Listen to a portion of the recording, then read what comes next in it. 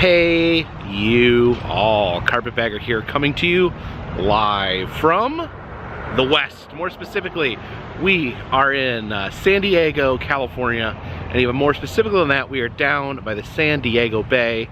Now, I took yesterday off from filming videos. I wanted to spend the day with Jen and do some things. You know, sometimes I wanted to get the camera out of my face and just be able to enjoy some things, you know, around the city, some things as a couple. So yesterday we got some tickets for a whale seeing cruise, or a whale seeing tour, a whale watching tour, I think is the appropriate way to say that. And unfortunately, we did not see a single whale. Unfortunately, you can't control nature, you can't make sure the whales are there, but we actually saw something that pretty much made that particular tour worth the money, as we saw a megapod of dolphins. A megapod. I've never heard this term before, but a megapod of dolphins. There was a, I think the guide estimated probably about 1,000 dolphins in the area we were at. We were literally, you could look all around the boat. There was dolphins jumping up. Literally just a sea, for lack of a better term, a sea of dolphins. You could just, there was dolphins, as the boat was sailing, the dolphins started jumping alongside the ship. It was really magical. It was a really magical experience. It made up for the fact that we didn't see any whales. Seeing 1,000 dolphins frolicking in the ocean at the same time was a pretty amazing experience. I declined to film it. I wanted to enjoy it with my own eyes. Jen got a little bit of footage with her phone, but I didn't want to turn it into a video. I wanted to have that experience with Jen. But I decided to come back down. We were here along the bay yesterday, and I saw that they did have a maritime museum, a collection. It was actually a collection of old and famous ships. So I figured we'd check that out today. So please follow me. And here we have it, the Maritime Museum of San Diego. You can see a cluster of very interesting ships, all clustered right here together, right on the bay, that you can tour. See, this is one big ship in the middle. I guess that's called the Berkeley, and I guess we can go in and learn more about these ships. So yeah, this seems interesting. Here's some information on the Berkeley. It says it was built in 1898. It was part of the San Francisco Bay ferry system, and apparently it assisted in 1906, assisted in helping evacuate people during the massive earthquake in San Francisco. So yeah, amazing history for this boat, the Berkeley. And just noticing the other boats here. Yeah, we actually have a submarine there right next to the Berkeley. All right, so here's the map of the San Diego Maritime Museum. So we tour all these different ships. Looks like we start here in the Berkeley, the big one. We were just looking at the big ferry boat. So yeah, let's head inside the Berkeley. Getting into the ship here. Unfortunately, the gift shop is closed today, but it looks like everything else is open. They have a model shop right in the Berkeley here. This is where they make model ships. Looks like the model maker not in today. Looks like he would normally do work in this window constructing ships.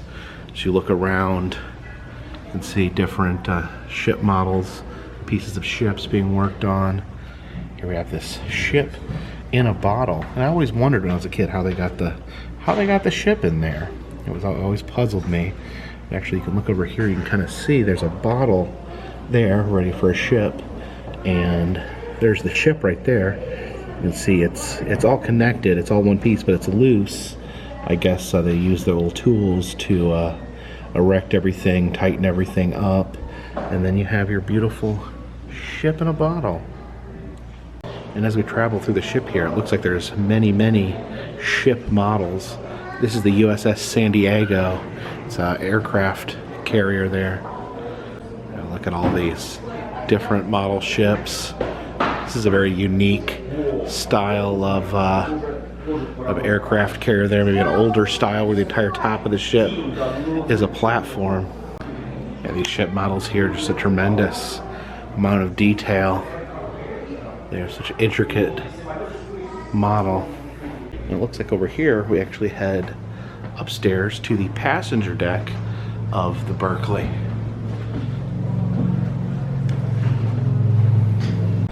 Come up to the bow of the ship, and bow means front. That's something I learned yesterday, the bow of the ship here. So we walk out and we can see the beautiful city of San Diego. And next to us is an amazing ship that we will be able to get on board here in a little bit. This is the HMS Surprise. This is a movie star ship. This was the ship used in the Russell Crowe movie Master and Commander, and then they used this again in Pirates of the Caribbean on Stranger Tides. Now, I love the Pirates of the Caribbean movies. They're not necessarily my favorite. I like the original trilogy the best, but still, anything Pirates of the Caribbean related, it amazes me. I love those movies. And that, what a cool ship we have here. You can see some boaters up here. Looks like maybe little speedboats coming up here to see the beautiful ships. But let's check out the upper deck of the Berkeley here. So this was originally designed as a ferry boat. So up here is where the people would sit while they're being ferried. And look at this, it's absolutely beautiful. Here are these get these wooden seats here. It's like a pretty luxurious ferry. So it was served in San Francisco, ferrying riders across the bay. See the refreshments stand there where they would sell refreshments, drinks, and candy. In the back here we have this piano, and I believe this is a dance floor here. I guess people would get out on the dance floor on the ship. We are now on the stern, which is the back of the ship. You see some of the other ships there. They're part of the Maritime Museum. I think that's like a lifeboat hanging off the side of the Berkeley here. Oh yeah, this is one of the lifeboats in case the ship goes down. And according to this here, Frank Sinatra's actually been on this boat. Said that he stood about right where we're standing. And it's even the 1957 musical Pal Joey. I've never heard of Pal Joey, but apparently if you scan this QR code, you can watch this scene right now. So yeah, if you guys want to point your phone at your, well, if you're watching on your phone, that you probably can't do that, but if you're watching this on your TV, you could scan that and watch a clip of Pal Joey. Bottom of the stern here, we have quite a few model ships. I don't see a model of the ship we're on, the Berkeley. Just a lot of different cool ships though. Says we can walk through here, and oh yeah, that we can see some of the innards of the ship there. Oh, here we are. I was worried with all these models of these ships. They didn't have an actual model of the Berkeley, but here it is. This is the boat we are currently on. That's the stern. That's the bow. Here's a model of the engine boiler which would power a ship like this. Oh, there we go. Just hold down the button and watch it go. Here we have a tuna boat chapel. So the tuna boats in the Mediterranean area would almost always have a small chapel on board to reflect the faith of the tuna fishermen.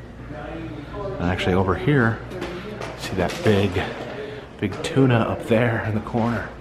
Hey, big tuna. There's an exhibit on kelp harvesting here.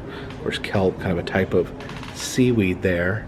Then we have a kelp harvesting ship. You see this big scoop on the end. It just scoops up the kelp. It keeps the kelp in the back of the ship there. And then up here it shows all the different things that kelp is made into. Everything from Cheese Whiz to X-Lax.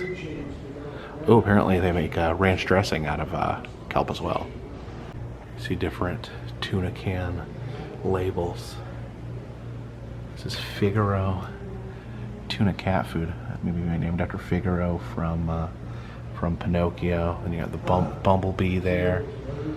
All these different varieties of tuna. Bumblebee tuna. I think I remember that. It's this heavy-duty diving helmet there. You can just imagine how much weight that adds onto your body. I guess, of course, once you go in the water, it becomes lighter.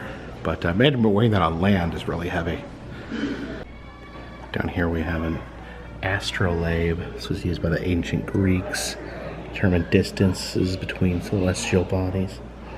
All right, we head out this door to see the USS Dolphin, the deepest diving submarine. Over here it explains that this submarine has dove deeper than any other submarine with an excess of 3,000 feet. So let's go see the USS Dolphin. Okay, it's right here.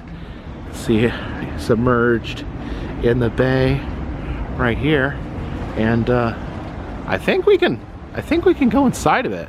Let's check out. Let's walk across this. Oh my goodness!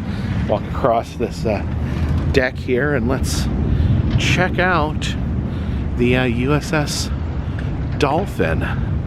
It's pretty amazing being able to check out the deepest diving submarine of all time. Well, here's the instructions on how to climb a ladder.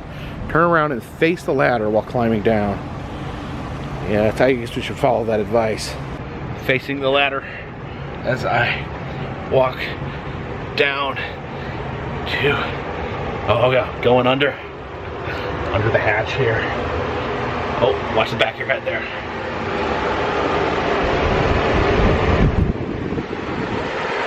So here we are in the submarine, half submerged. The very idea of submarines kind of scares me. The thought of being trapped underwater like that in a claustrophobic area. You see the eyewash station there. It says this was a research vessel. It did not see any wartime usage. But yeah, I think these are the bunks right here that the crew would sleep on, 3,000 feet below the surface of the ocean. Here is the sonar room. So yeah, tight quarters. Takes a special kind of person to be able to live and work in a submarine. This is the hatch right here. This is where the divers would enter and exit the submarine. There's the time limits on how far they can ascend at these different depths, because they don't want to get the bends. Look in here. Not only do we have the captain's chair there with all that equipment in front. Yeah, it looks like, I guess in a submarine, you don't necessarily have the advantage of having a very clear view of what's around you, so you have to rely on all this different equipment to tell you what's in the immediate area. I guess these would be video screens that would give you a little bit of a view of what was around you. And then here we have the periscope, where they grab onto these and be able to twist it and turn it and look around what's going on up above. And you can actually peek through the lens there. And let's zoom in, and yeah, look at that.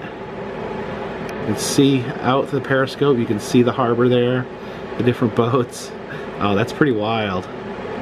Here we can see the toilet. Imagine using the toilet 3,000 feet under the sea. Oh, here is the kitchen of the submarine here.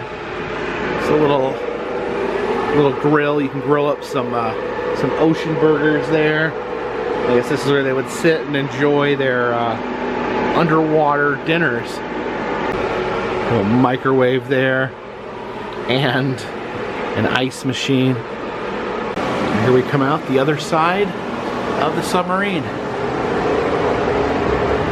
And here we have the Medea. This is an early 1900s hunting yacht. So a very swanky boat for the time. I do think it's really amazing that the museum does allow you to board all these vessels and get a really up-close look. We can actually step inside of the cabin here. Oh yeah, like I was saying, a very swanky yacht for the early 1900s. You can see the fancy tea set there. Let's see what's back in here. Oh, this is the galley, or the kitchen. So galley is a kitchen. That's my my word for today that I learned. Check out the bow here.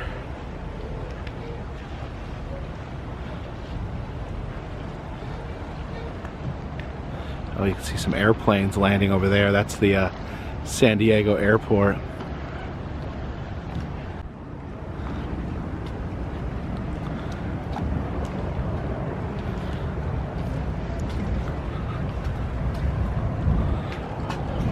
And here you have the smoking saloon, as men would sit here smoking their pipes and cigars. This here is the San Salvador, a 1542 galleon. Now this is actually a reproduction of that, but pretty amazing. So let's board the San Salvador here. You can see these old galleons actually have quite a bit of just open air to them. Here's the the crew's quarters in here. See these little beds. Get out of this ladder here. Yeah, look at all these ropes. All these different ropes here attached to different sails. Now actually all the sails are tied up today while we're here. It's actually getting a little windy and they're expecting a storm to roll through. So everything's tightly tied down at the moment. So the crew here at the museum making sure everything was tied down very nicely. No climbing allowed. Oh man, I really wanted to do some swashbuckling. With the different sailors' knots here, the sheet bend used to tie two different ropes together. This is the bowline used to make a noose. We all know what that noose is used for. And then the figure 8 stopper, that's like basically to put a knot in a rope so it doesn't pass through a pulley. Let's see if we can follow the directions here to make a nice clove hitch. So we wrap that around there. And, oh, okay. I think that goes under. So wrap around there. Then that goes under. Then this goes up and around, and then, oh dear, and then it goes back around and then through there, and we'll pull. Oh no, it's getting away from me. Okay, and then we pull that and we have the perfect clove hitch. See the Star of India there, that big ship there out in front of those buildings. Alright, I think we're going to go check out the HMS Surprise, the movie star boat over here, featured in Master and Commander and Pirates of the Caribbean 4. I wonder what the name of this ship is right here. Seems like a mighty vessel. Just look at this ship here. Love that figurehead there.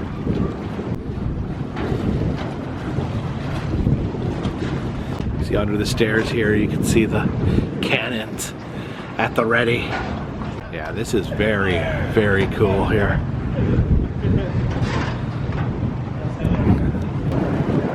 Here to the front, or I'm sorry, the bow of the ship.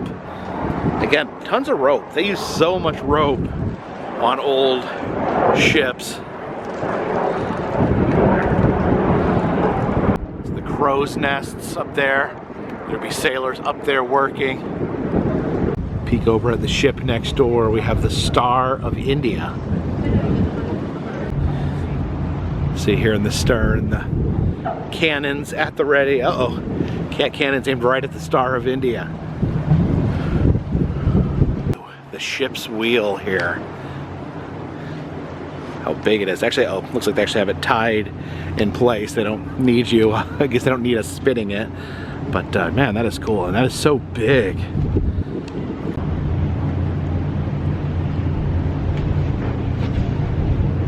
Ahoy!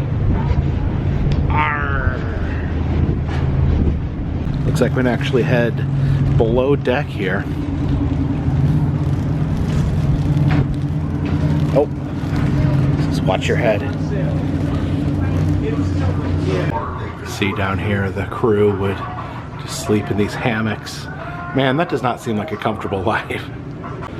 Yeah, they slept right next to the cannon there. That would be really loud trying to sleep while they're firing the cannon. And then over here we have a little snack set up. These are ship biscuits. And this is absolutely disgusting here. So apparently the ship biscuits would be full of maggots. They'd be burrowing in the biscuits. So to get the maggots out of the biscuits, they would put a dead fish on top of the bag of biscuits, and the maggots would smell the dead fish and they would all migrate upward and fill the dead fish with maggots, and therefore they would keep a dead fish there until no more maggots came out, and then they knew that the delicious cookies were ready to eat. Yummy, yummy maggot biscuits. Said that the goats would actually be allowed to roam the ship freely. And interesting here, it talks about the goat that sailed around the world twice. There was a ship goat that was involved in 2 circumnavigations of the globe. So probably the world's most well-traveled goat. The different supplies that be kept on the ship. See, they have cages of chickens stacked up, laying eggs on the ship. And we have some coconuts there. And what's that, like cilantro or something? Oh, it does look like, though, over here at the galley they are eating a big chunk of meat for dinner. It's a nice change of pace. Maybe they got that from one of the goats. Hopefully it wasn't the goat that sailed around the world twice. And here is the doctor's office on the ship. I guess we call that the infirmary. I don't know. I just feel like if you get sick on a ship, your odds of survival probably not too high. Here are the symptoms of scurvy: pale skin, loss of teeth, sunken eyes. It's from eating too many processed foods and not enough fresh vegetables. It says these foods will help you with scurvy. Of course, we all know lemon and lime help with scurvy. Also turnips, cabbage, carrots, and onions as well. Just, you know, you can't live on maggot biscuits alone. Here is the captain's quarters here in the back. Or I guess, I don't know, I guess he's not the captain, he's the master and commander. So the beautiful windows back there. I imagine you get a beautiful view of the sea from back there, you know, once it's out and sailing.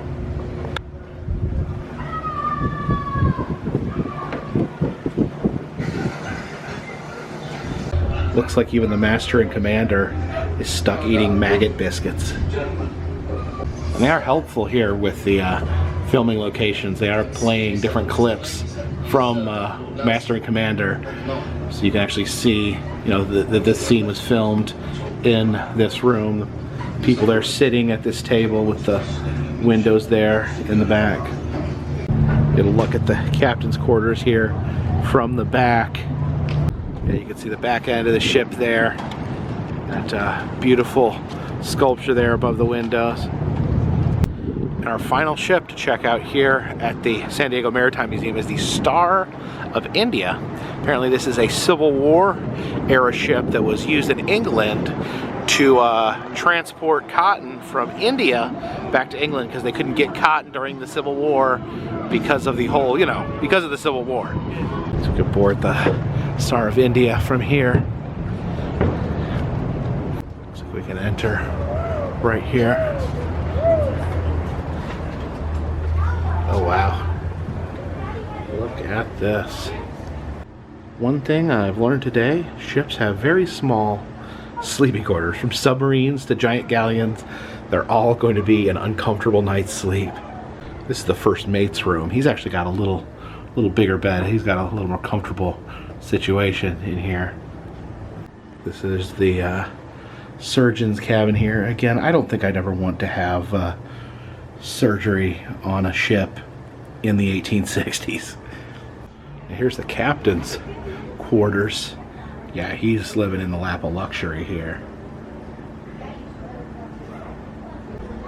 So all these American flags here. I think the staff of the Maritime Museum has taken down all these flags because it's getting really windy and a storm's going to be coming through. Go up here to the bow of the ship here.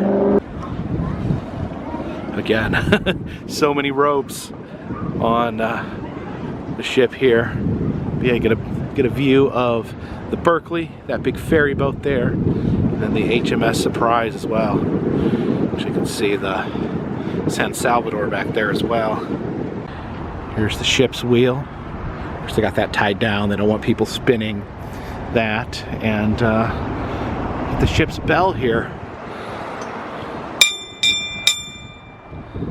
Looks like we can actually head below deck here. Oh boy, actually have an exhibit on sea monsters down here. Definitely gotta check that out. Check this out, this giant sea turtle skeleton. They're swaying. Of course, we are on the water. You can see the turtle swaying there with the ship. Talking about different sea monster sightings. We have the mosasaur skull there. Yeah, that definitely looks like a sea monster, if you ask me. Different types of sea monsters here from mythology and folklore. Of course, the kraken there, the giant squid or octopus that would pull down whole ships. There we have the massive leviathan there. I think he was actually mentioned in the Bible. The seven-headed hydra there. The sea unicorn there, which of course was eventually discovered to be the narwhal. And then this is one I've actually heard a lot about, the kappa. This is like a Japanese water monster that eats children and goes too close to the water. Oh, this is interesting. It talks about the Tulanusi. This is a giant leech that lives in the Hiawassee River of North Carolina. That's very close to where I live in North Carolina.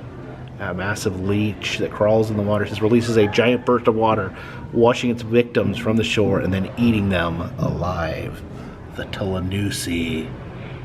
The Luska, said to be a cross between an octopus and a shark. That kind of reminds me of the sci-fi movie Sharktopus. But anyways, he says that one was said to have washed up in St. Augustine. See, someone actually took a picture of it. It was a legitimate incident where a strange, unknown creature washed up on the shores of St. Augustine in 1896. This is interesting here. It talks about some of the sea monsters that were documented by early explorers, and then trying to figure out what exactly it was they see. Something called the Baleena, they believe it is now we know is the north right whale. It says the kraken was actually the giant squid, and the polypus there was actually a lobster. So the walruses were originally called the sea swine by European explorers. The sperm whale known as the prister. Just interesting how upon seeing these animals for the first time they made them out to be monsters.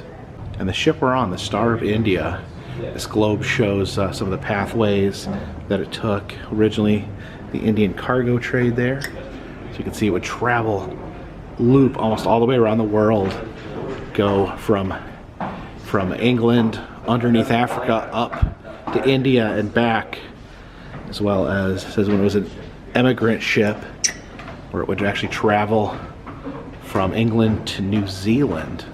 And then later on would travel from Australia up to Alaska, transporting goods. Wow, this thing has been everywhere. There's different sea serpent sightings from all over the world here. a scatter chart showing all these documented sea serpent sightings. This is a magic lantern show, because this is a early projector called a magic lantern, and then see it projecting onto this sail here, showing some of the different sea monsters. Oh, look at these big crazy fish there. Who's that thing? Look at it, has 2 legs that walks around. What was that one? The giant megalodon teeth here are a selfie spot.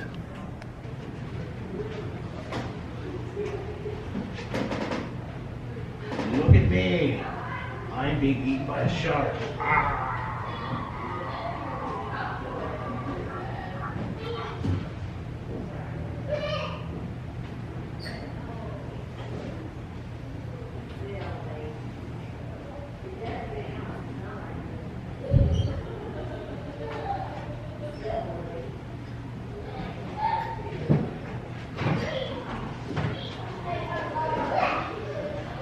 Yeah, I love these old, inaccurate, natural drawings here. I guess that's the Hydra there. You can see all its heads.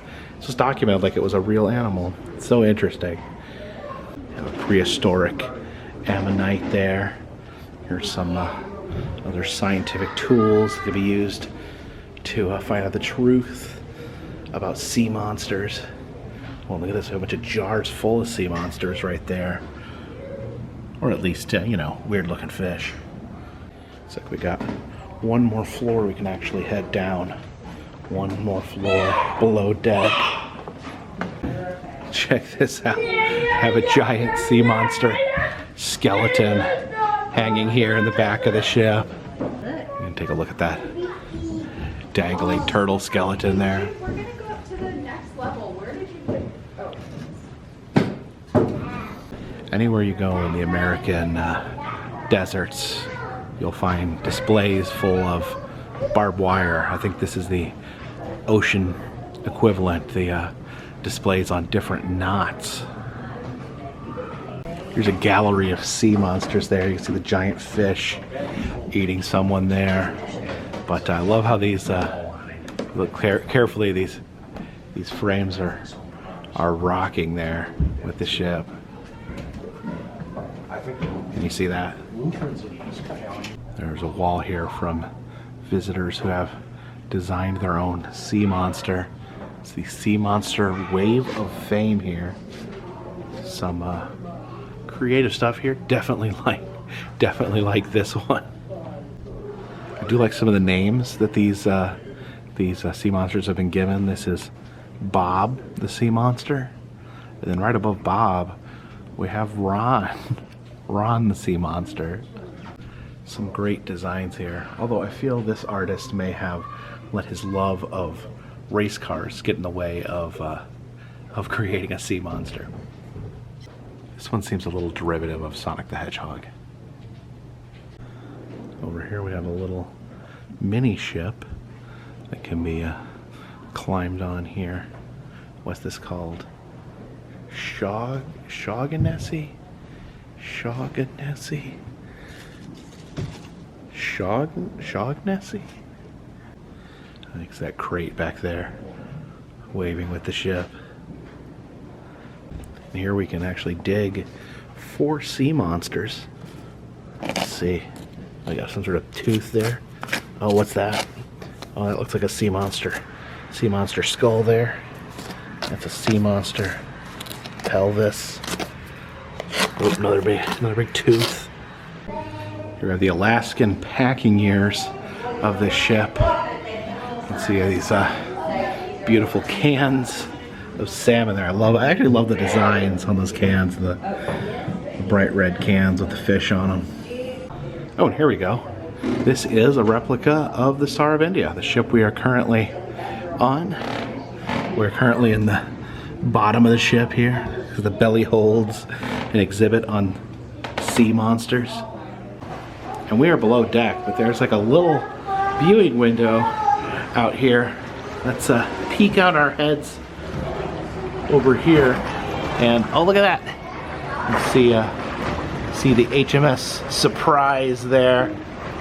And you can see under the dock there, all those crustaceans and barnacles on the pier.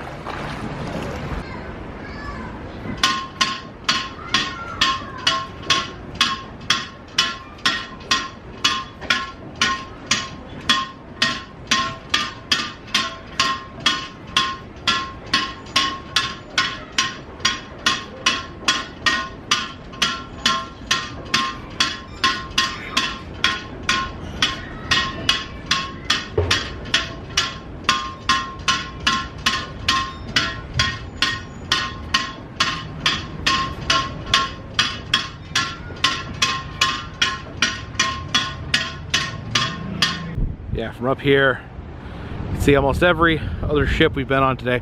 Feels like we've been on a lot of ships today. This museum is actually very expansive, and they let you get on every single ship. It's pretty amazing. Each ship has its own little exhibits. It's definitely, I've not been to a place like this. It's pretty unique. You can see some battleships out there. I'm not sure if those are active battleships or not.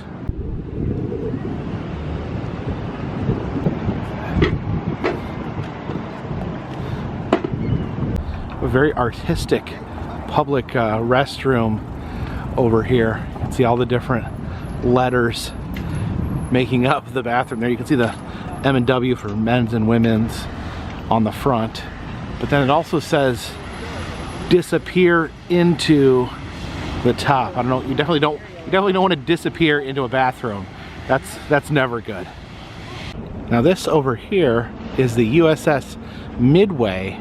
It's a museum inside of a decommissioned aircraft carrier. I was going to come over here and maybe check out the museum, but there ended up being so much to see at the Maritime Museum that I ended up not really having time to come over here. But yeah, maybe check this out sometime in the future. Over here you can see some naval officers hanging out on the porch there. Wait a minute. Okay, I think those are mannequins.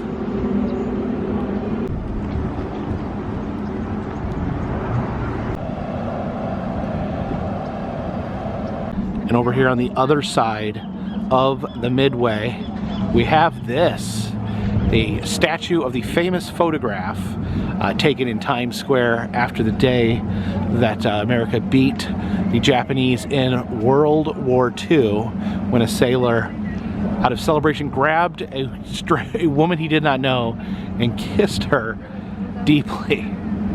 Now when the photo itself was taken, it was pretty much a image of victory, a moment in time, an iconic moment. But you know, as time moved on, I know there's been some controversy over the fact that you know, the woman was unwilling in the kiss, that a man just kind of grabbed her and kissed her, which, you know, if you think about it, does have some problems connected to it. I was doing a little bit of research on the photograph, and one interesting thing is that it has never been 100% confirmed who the two people in the photo were. A lot of people came forward and said that they were the people in the photo. They think that they've nailed who the woman was, but the man has never been confirmed. And there was a woman who was actually later ruled out, that traveled around the country and was in parades and claimed that she was the woman in the photo. Now there was a guy that claimed to be the man in the photo that actually in his 80s would charge for photo ops of women kissing him. So a lot of interesting things connected with that photo. But yeah, these are massive figures here, much taller than a muffler man or a uniroyal gal.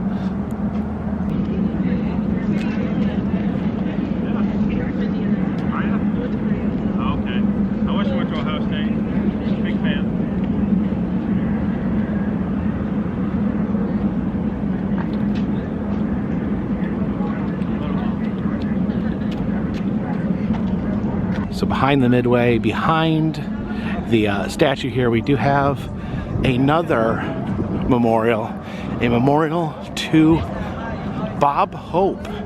He was a comedian that would often entertain the military. Hello, guys. And here we go. Here's Bob Hope doing his stand-up act. And you can see these are all servicemen and women enjoying his comedy. And if you hear, they actually pipe in his comedy routine and the audience laughing.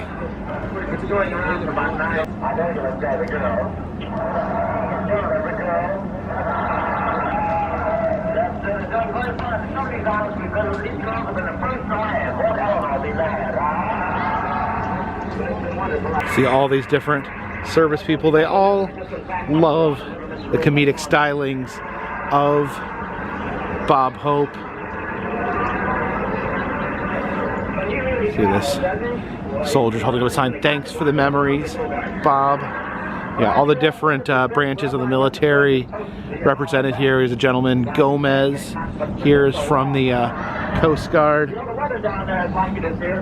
Some of the servicemen and women injured in the line of duty here. This guy's holding a sign that says, "Go Bob." See this woman here actually sketching a sketch of Bob Hope there.